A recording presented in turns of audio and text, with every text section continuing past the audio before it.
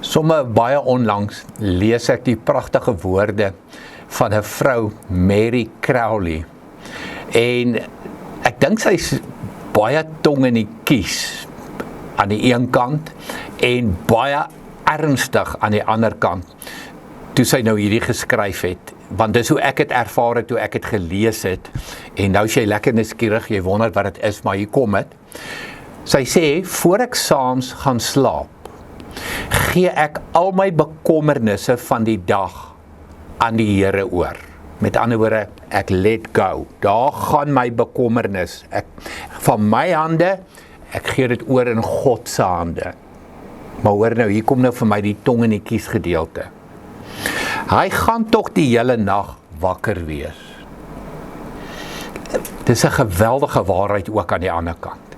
God sluimer of slaap nie.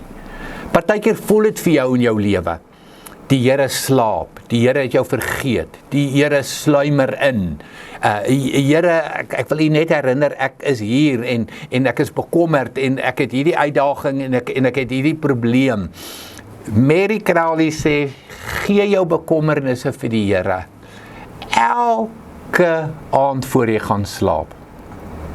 Dis in elk geval wat slaaploosheid veroorsaak, is bekommernisse. Jou kop wat draai en jou kop wat raas.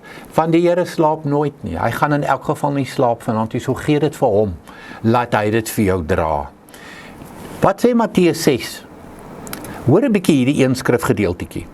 Julle hemelse Vader weet tog dat julle dit alles nodig het. So, why worry? Hoekom bekommer? Kom ek lees dit weer vir jou.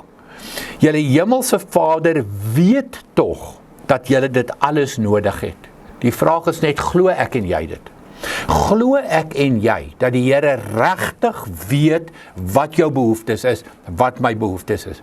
Glo jy regtig dat die Here weet wat is jou nood, wat is jou pyn, wat is jou seer, wat is jou uitdagings?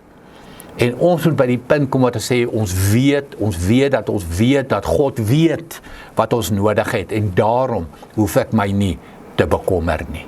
Hy slaap nooit. Gee jou bekommernis rustig vir hom. Kom ons doen dit, en hê 'n lekker dag, hê 'n lekker week. Totsiens van my kant af.